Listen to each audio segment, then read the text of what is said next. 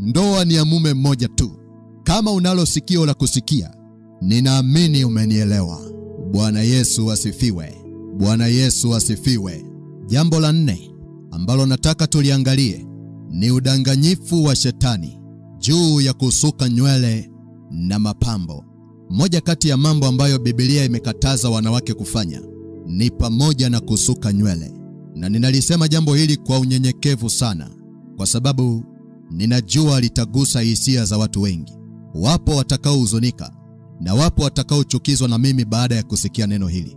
Lakini nipo hapa kukusaidia ili uijue kweli ya neno la Mungu, na nipo hapa kukusaidia ili uende mbinguni. Hata mke wangu alikuwa anasuka, lakini ameacha. Kwa hiyo nisikilize vizuri nikusaidie. Maandiko yanatuambia kwamba mwanamke haruhusiwi kusuka nywele. Na unaipata hii kwenye kitabu cha Timotheo wa kwanza, sura ya 2, mstari wa 9. Neno la Mungu linasema, vivyo hivyo wanawake na wajipambe kwa mavazi ya kujisitiri, pamoja na adabu nzuri na moyo wa kiasi, si kwa kusuka nywele, wala kwa dhahabu na lulu, wala kwa nguo za thamani, bali kwa matendo mema, kama iwapasavyo wanawake wanaokiri uchaji wa Mungu. Bwana Yesu asifiwe. Ninaomba uniazime usikivu wako ili nikusaidie kuelewa jambo hili. Ukiona Mungu anakataza jambo lisifanyike, anayo sababu. Na sababu inayomfanya Mungu akataze wanawake kusuka nywele ni kwa sababu asili ya kusuka nywele haijaanza na Mungu. Asili ya kusuka nywele imeanza kwenye ibada za miungu mingine. Na kusuka nywele kulitumika kama ishara ya ibada ya kuabudu mashetani. Ngoja nifafanue. Ujumbe wa kitabu cha Timotheo wa kwanza sura ya 2 mstari wa 9 ulikuwa unaenda kwenye kanisa la Efeso. Sasa Efeso, ambayo kwa sasa hivi ni Uturuki, ilikuwa ni kitovu cha biashara. Watu walikuwa wanaingia na kutoka kwa ajili ya kufanya biashara zao. Kwa mfano, kuna watu walitoka Antiokia wakaenda Efeso kufanya biashara. Wengine walitoka Korinto, wengine walitoka Pergamo, wengine walitoka Smyrna, wengine walitoka Rumi, na wengine walitoka Misri, na wote walikwenda Efeso kwa ajili ya mambo ya kibiashara. Kwa lugha nyingine, Efeso ilikuwa ni lango kuu la biashara. Sasa hawa watu waliokuwa wanaenda Efeso kufanya biashara walikuwa hawaendi mikono mitupu, lakini walikuwa wanabeba na sadaka za kwenda kutoa kwenye miungu ya Efeso. Na walifanya hivyo kwa sababu miungu ya Efeso haiwezi kukufanikisha kibiashara kama utoi sadaka kwao. Na pale Efeso palikuwa na hekalu la mungu wa kike anaitwa Artemis, au kwa jina jingine Diana, au kwa jina ambalo nimekuwa nikikufundisha Semiramis. Kwa hiyo Efeso ilikuwa ni eneo ambalo lilikuwa kwenye utawala wa nguvu za giza chini ya mungu wa kike anaitwa Diana. Sasa moja ya taratibu za ibada ya kumwabudu huyu mungu wa kike ilikuwa ni pamoja na kusuka nywele.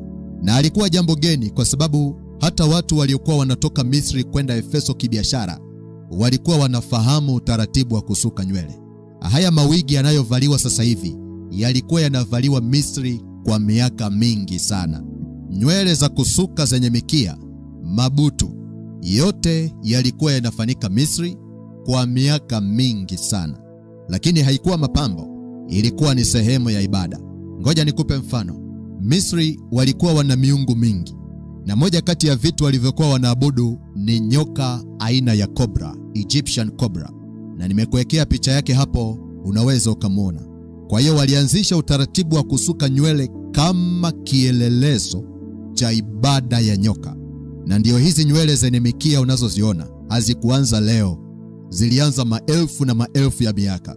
Na nimekuwekea picha hapo, unaweza ukaona kila aina ya mtindo unaosukwa na wanawake katika nyakati hizi ulianzia kwa miungu. Hebu angalia hizi picha, alafu nitaeleza.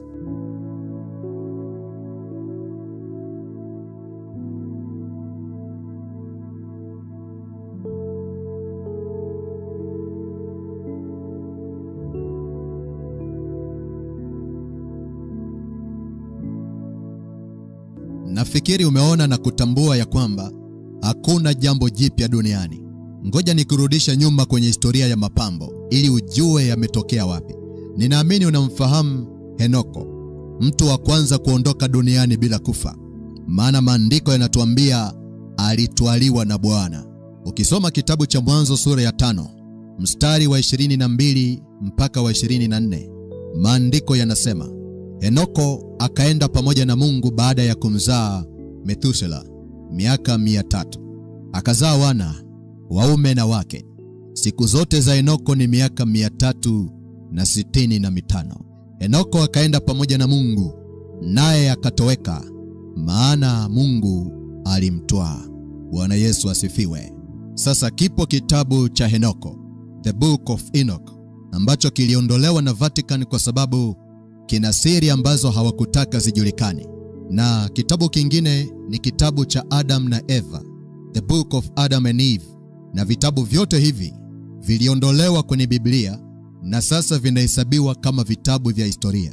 Sasa ngoja nikusomee vifungu vinavyoeleza vyanzo vya mapambo vimeanzia wapi. Na hapa nataka tuanze na kitabu cha Henoko. Na ninaomba unisikilize vizuri, itakusaidia kuelewa kwa nini Biblia imekataza mapambo. Ukisoma kitabu cha Henoko sura ya 8, kinaeleza kwamba chanzo cha mapambo ya wanawake, kuanzia rangi kwa maana ya makeup, kilianza kwa malaika waasi, fallen angels.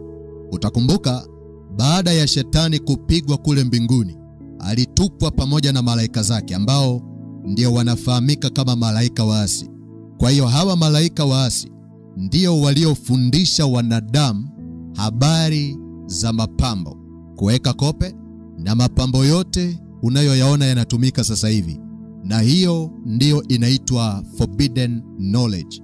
Na walifanya hivyo kama njia ya kulipiza kisasi kwa kumwangamiza mwanadamu. Na ndicho alichoandika Henoko. Na nataka nikusomee uone.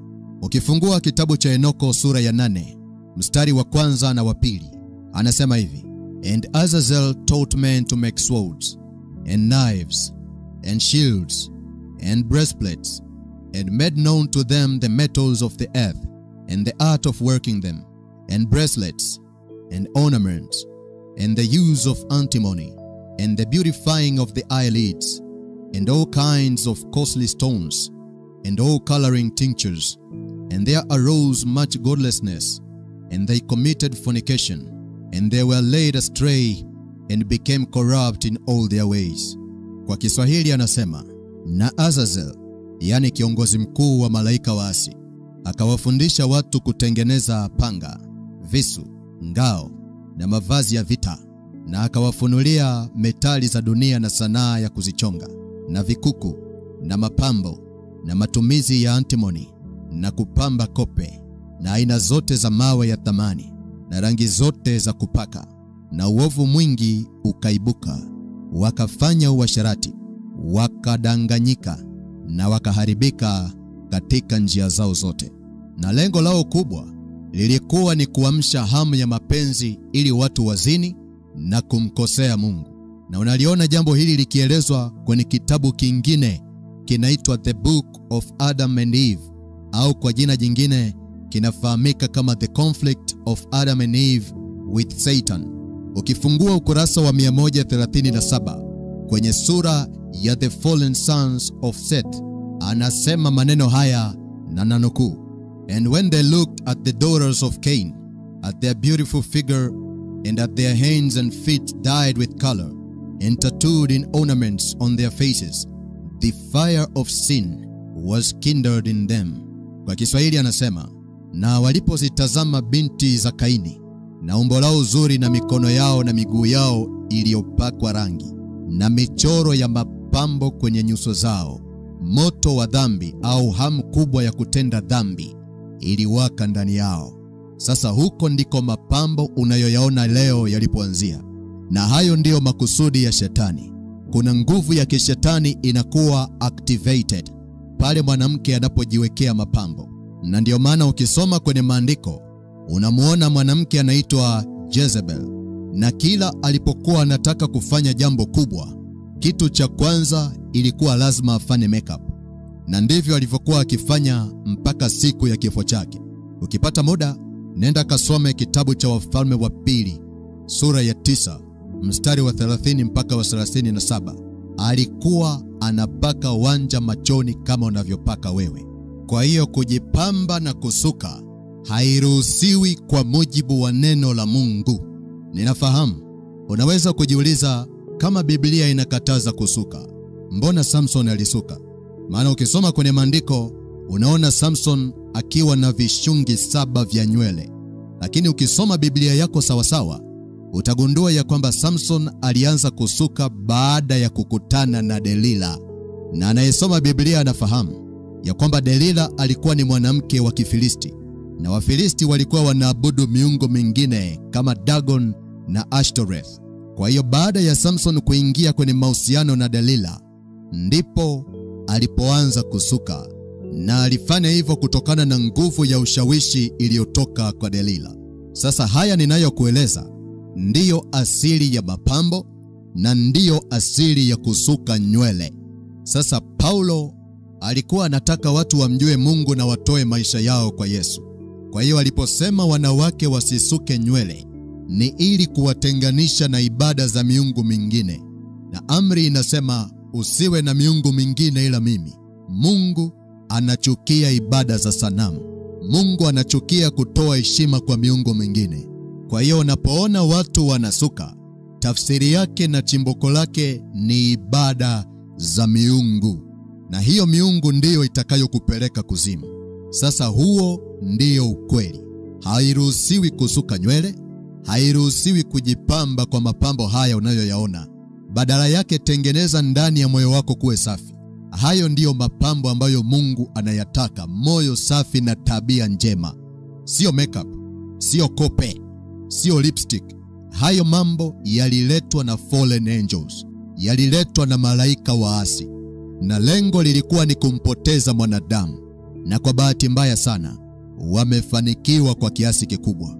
Ni mwanamke gani hajui kope ya kubandika? Ni mwanamke yupi hajui lipstick? Ni mwanamke yupi hajui twende kilioni? Jina lenyewe linaonyesha hakuna usalama. Ni mwanamke yupi hajui wigi? Ni mwimbaji yupi wa nyimbo za injili wa nyakati hizi hajui hayo mapambo? Dunia nzima wanawake wamedanganywa na ibilisi. Na kama umenisikiliza vizuri, unaweza kuona ni ngumu kiasi gani kupita kwenye lango la mbinguni. Ninafahamu ujumbe huu utakuwa mgumu sana kwa watu wengi, lakini ukiona Biblia inazungumza jambo moja mara mbili, jiandae. Nasema hivyo kwa sababu ukisoma kitabu cha Petro wa kwanza sura ya 3 mstari wa 3, maandiko yanasema, kujipamba kwenu kusiwe kujipamba kwa nje, yaani kusuka nywele na kujitia dhahabu na kuvalia mavazi. Ukiona Biblia inazungumza jambo moja mara mbili, maana yake ni kwamba hilo neno limethibitika. Inawezekana umekuwa ukihubiriwa kuhusu mapambo na kusuka nywele, lakini hukuwahi kuelezwa ni kwa nini. Sasa umejua. Ukiweza kulipokea neno hili, lipokee. Kumbuka, ujumbe huu hauji kwako kwa lengo la kukuumiza. Ujumbe huu unakuja kwako kukufumbua macho. Alafu baada ya hapo ufanye maamuzi, kwa sababu unazo akili na unao utashi wako. Amini ninachokwambia, hakuna atakaye kushikia kiboko. Lakini la muhimu umepata ufahamu, ili kama endelea huku ukijua shetani ataivuna nafsi yako kuzimu. Na kama utaamua kugeuka na kutubu, basi utakuwa umeokoa nafsi yako. Yesu alisema kwenye kitabu cha Marko sura ya 8 mstari wa 36 kwamba kwa kuwa itamfaidia mtu nini kuupata ulimwengu wote, akipata hasara ya nafsi yake. Mbele yako kuna kucha za bandia, mbele yako kuna kope za bandia, mbele yako kuna makeup, kuna wigi, kuna rasta na aina mbalimbali za misuko. Na Yesu anakuita, anasema, mwanangu njoo, uchaguzi ni wa kwako. Kitabu cha Kumbukumbu la Torati sura ya 30 mstari wa 19 na wa 20, maandiko yanasema, nazishuhudiza mbingu na nchi juu yenu hivi leo, kuwa nimekuwekea mbele yako uzima na mauti, baraka na laana. Basi chagua uzima, ili uwe hai wewe na uzao wako, kumpenda Bwana Mungu wako, kuitii sauti yake na kushikamana naye, kwani hiyo ndiyo uzima wako na wingi wa siku zako, upate kukaa katika nchi Bwana aliyowaapia baba zako Ibrahim na Isaka na Yakobo kuwa atawapa. Mungu anakuita ili urejee kwake. Katika dunia hii kuna mauti, na katika dunia hii kuna uzima. Lakini Mungu anatusaidia hapa. Anasema, chagua uzima. Chagua kumpenda Bwana Mungu wako. Chagua kuisikia sauti yake. Ni sauti ipi? Ni sauti ya neno lake. Tii kile kitu ambacho neno la Mungu linasema, kwa sababu ukitii, huo ndio uzima wako. Na mimi nakushauri, chagua uzima. Chagua kwenda mbinguni. Chagua kuokoa roho yako na nafsi yako. Hivyo ndivyo namna ambavyo njia ya mbinguni imesonga. Na ndio maana maandiko yanatuambia waionayo ni wachache. Si hivyo tu, lakini ukitembea kwenye njia ya utakatifu, watu wa dunia hii watakuona umekuwa mjinga. Lakini neno la Mungu linasema kwenye kitabu cha Isaya sura ya 35 mstari wa 8 kwamba na hapo patakuwa na njia kuu, na njia nayo itaitwa njia ya utakatifu. Wasio safi hawatapita juu yake, bali itakuwa kwa ajili ya watu hao. Wasafirio wajapokuwa wajinga, hawatapotea katika njia hiyo. Umeona maandiko yanavyosema hapo? Ninakutia moyo katika Kristo Yesu. Kama unataka kuingia mbinguni, kubali wanadamu wakuone mjinga, lakini kumbe unajua unachokifanya. Kubali marafiki zako wakuone mjinga, lakini kama Mungu aishivyo, hautapotea kamwe. Njia ya kuelekea uzimani haipitwi na wengi. Njia ya kuelekea uzimani inapitwa na wachache. Kwa hiyo kama unataka kufuata makundi ya watu, hakika utapotea. Kama unataka kufuata watu maarufu, hakika utapotea. Uwe tayari hata kutembea peke yako kwenye njia ya uzima ili ufike mbinguni, kuliko kutembea na kundi la watu na kuelekea jehanamu. Kumbuka, haukuja na mtu hapa duniani, ulikuja peke yako. Wala ukuja na rafiki yako unayemhofia, wala ukuja na ndugu zako unaowahofia kwamba watakufikiriaje. Maisha yako yanakutegemea wewe kama wewe. Fanya maamuzi sahihi kwa ajili ya maisha yako ya sasa na ya baadaye. Bwana Yesu asifiwe. Ninaamini umenielewa. Sasa kama